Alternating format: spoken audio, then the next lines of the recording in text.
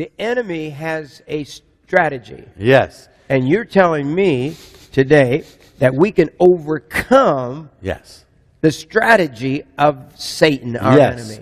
Yeah, Paul said we are not unaware of his strategy or his scheme. Not that he's our focus, but we need to be aware of it to overcome. God called us to overcome.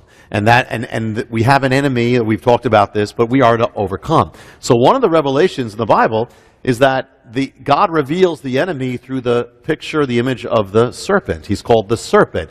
In the Garden of Eden, the snake, the serpent. In Hebrew, the word for serpent is nahash. And it sounds like a hissing snake, nahash, like a cobra, like that. That's what it sounds. A lot of the words in Hebrew sound like what they are. Like, for instance, the word for spirit or wind is ruach.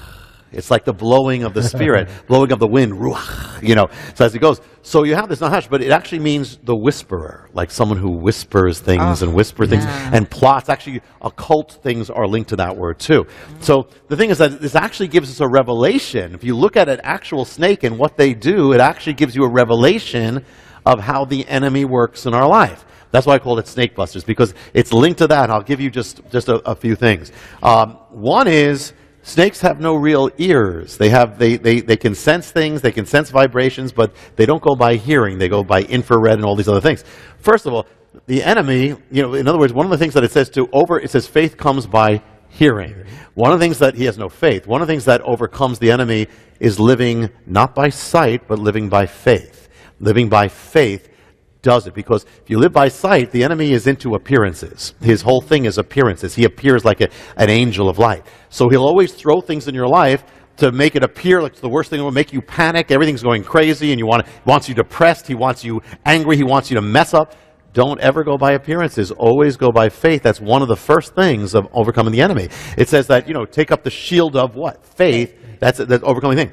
Another thing is that snakes use camouflage. They have stripes. They have all these things that blend in. And something that the enemy always does is he will always come camouflage. He will not come and say, I'm the enemy, and I want to destroy your life, and I want to destroy this. He'll always come camouflage as the thing you don't expect. If you're a Christian, he'll come camouflage as a Christian. Or if you're looking for spiritual things, he'll come camouflage as a spiritual thing, but it'll just be turned off a little bit. But he'll always camouflage himself, so that's another reason you can never go by your appearance. By appearances, you always have to go beyond the appearance. But another thing here is that the Bible says, in one of the scriptures says that he who breaks a hedge will be bitten by a serpent.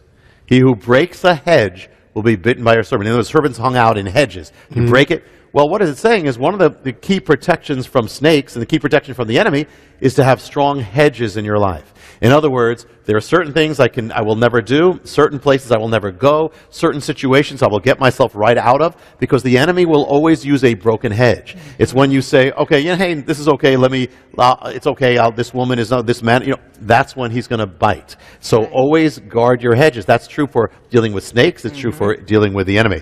Another thing is that, if you look at a kind of a manual about how to avoid snake bites, it'll say stay on the path, don't go off to the right or the left. Snakes are always going to be on the side or where it's messed up or high grass.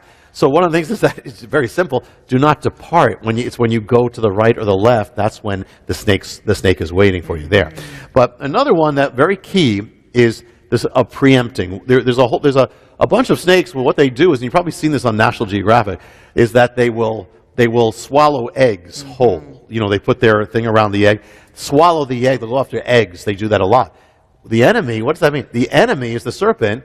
He will go after the purposes of God when it's still an egg, before it has come to pass. Yeah. He will attack you for what is the future.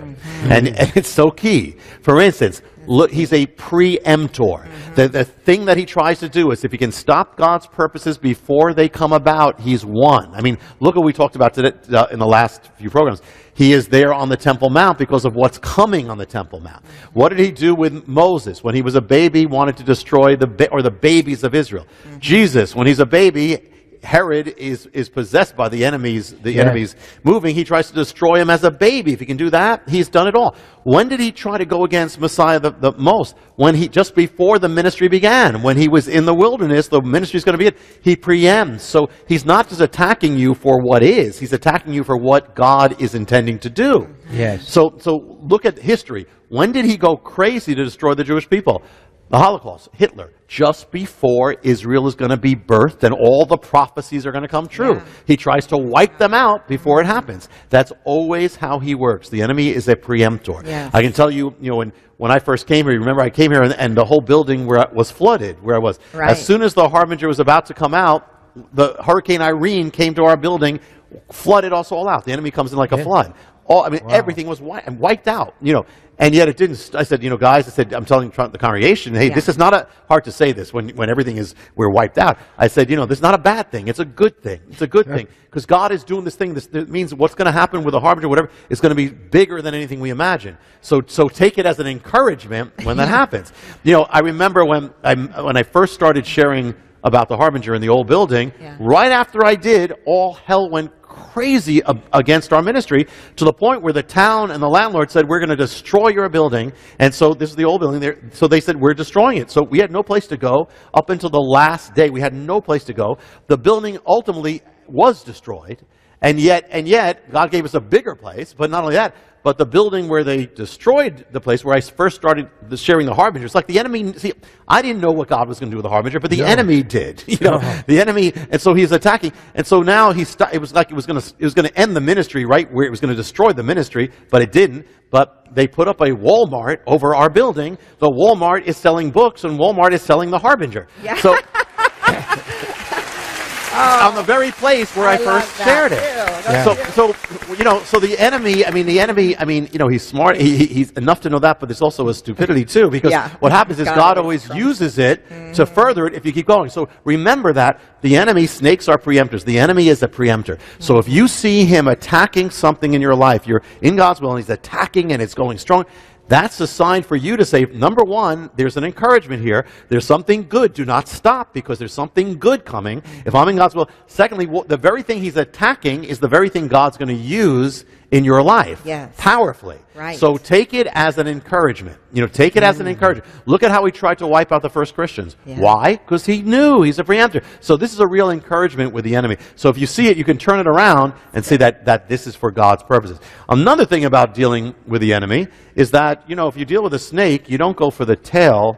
I mean, if you see a snake coming that's poisonous, you got to go for the head. Yeah. You got to go for the head there. Mm-hmm. And so it is because if you don't, you grab the tail, it goes around and bites you, But if you grab the head, people who deal with rattlesnake, they deal with that head right away. Mm-hmm. Well, what it's saying is also when you deal with sin, don't deal with the tail, deal with the head. Let me tell you what I mean. You don't want to deal with sin once it's already come in. You want the moment the head of sin, the moment it comes, that's the most effective way of dealing with sin. The moment its head comes up, the moment the thought comes in, deal then, and you'll be 100 times more powerful in the Lord than if you give it room and then try to deal later. Mm-hmm. But deal with the head. Stop it immediately. It says in the epistles, we fight against rulers. Now the word in Greek is arche. It means we fight against not just little things, we fight against the rulers in spirituality. Yeah. But arche also means the beginning. But deal with sin. Key secret of dealing with sin, deal with it the beginning, the moment it comes up when it's a seed. You won't deal with it when it's fully grown. Yeah. Deal with it and you will overcome the enemy. So deal with it. Another thing, and one thing to say here is that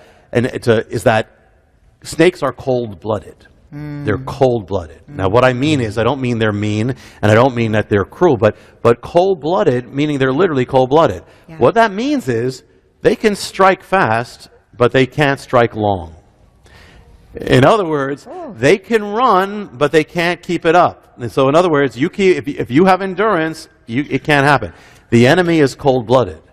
Sin is cold-blooded. Yeah. Evil is cold-blooded. Temptation is cold-blooded. True. Meaning, it will come fast. It'll come to overwhelm you, but it can never keep going. Yeah.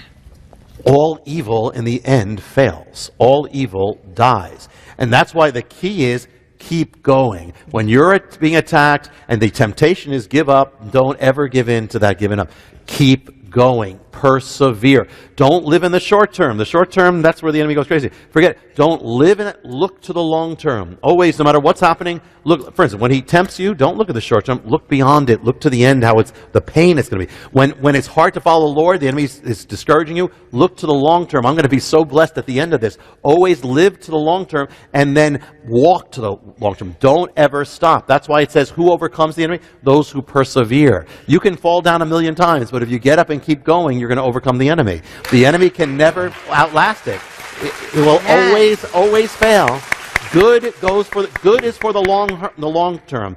Evil is not. Evil is a dash, is a short-term dash. But good is the long-term running. You will never be overcome by the enemy if you keep going. Don't give up. So it says there is a word for the saints. Revelation. Do not give up. Persevere. Keep going, and you will cross that finish line. Amen. And leave the enemy in the dust.